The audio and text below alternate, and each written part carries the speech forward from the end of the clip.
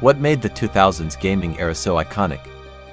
Was it the technology at the time, the games, or how game studios made their games with love and care? For some people the answer may vary, but for me and a lot of people it's clear as day.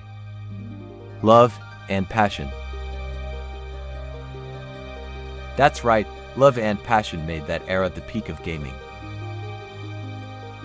It's the main drive for all those people, especially the Japanese developers who still hold their love for their games more than the money they can milk from the fans. What gaming in the 2000s was like? Well, it's hard to explain it word for word. It's different for everyone. We didn't have massive communities at that time. For me at least, my community was my siblings and relatives, school friends, and most importantly, the shady Indian salesman, who recommended me a lot of weird games.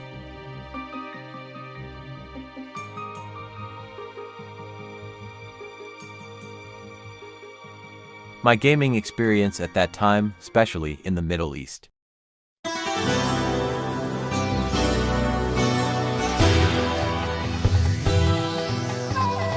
I was a young buck at the time, starting my journey with video games.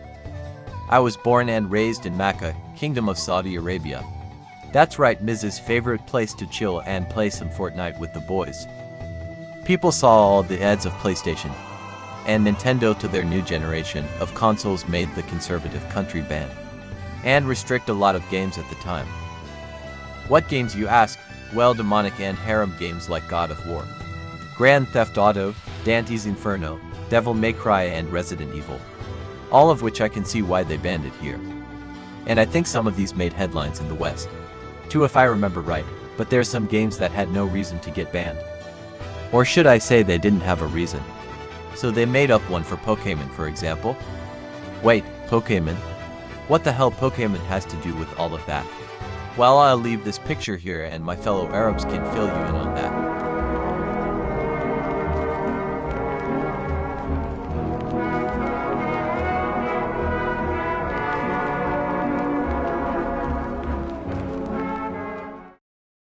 Anyway, things started to settle down a bit. And me being the Giga Chad Arab that I am, I just bribed the salesman so I can have the good shit. By the way, if they caught him selling me banned games, he'll get fined $5,000 and deported back, so it was a risky move from his part.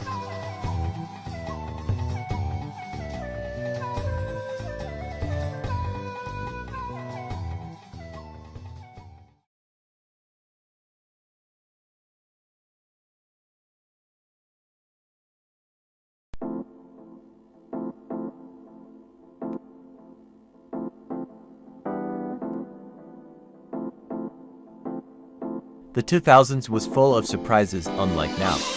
New genre of games and titles started to get in shape. And kept coming in waves. Whether you were a fan of racing, fighting, sport, adventure and the really weird obscure ones, you name it, they have it. It was the best time and place to shape your preference in games. My first game on the PS2 was Midnight Club 3. It blew my mind with how smooth and good the game was compared to my racing games on the PS1. I was hooked from the start and I still remember that day. I kept branching to other racing games, and I got introduced to Need for Speed, Gran Turismo, Rush, Burnout, Corvette 2003 and the rest.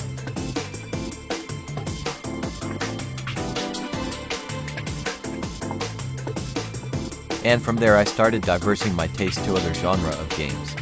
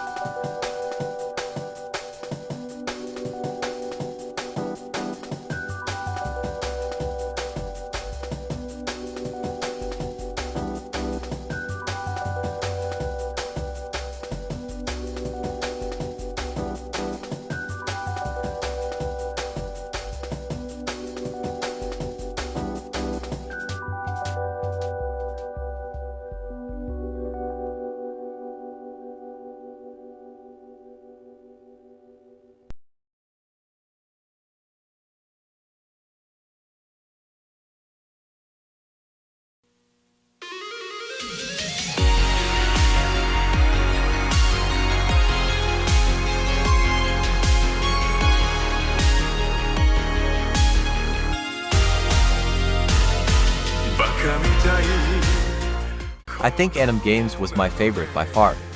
And what made it very special and unique is how different and better every franchise became part after part. Whether we're talking about Dragon Ball, One Piece and Naruto. Yeah, the OG Big Three. Not Bleach, okay. Bleach has some good games too, whatever. I do like to go in depth about the other genres of games. And make a series out of it. I think it's better than fit it all in one video. For now, check the rest of the Anim game list.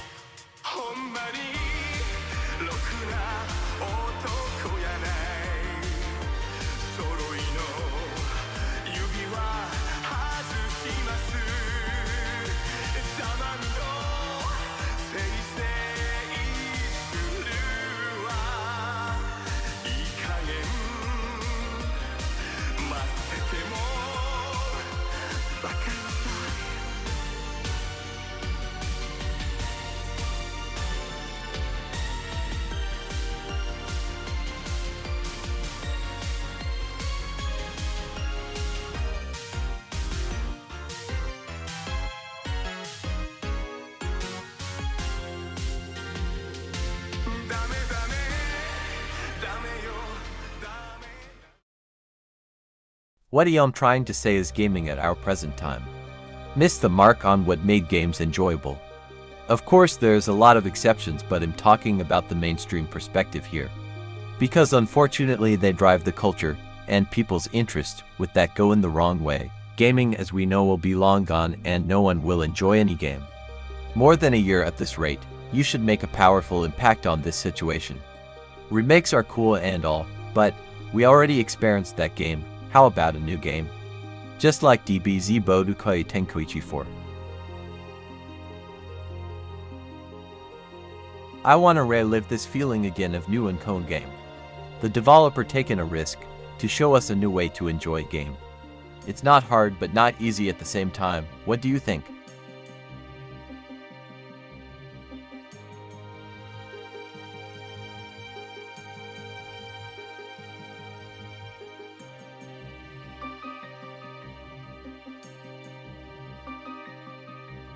I hope you liked the video so far. I put a lot of time on it. Hope to see you in the near future. Ciao.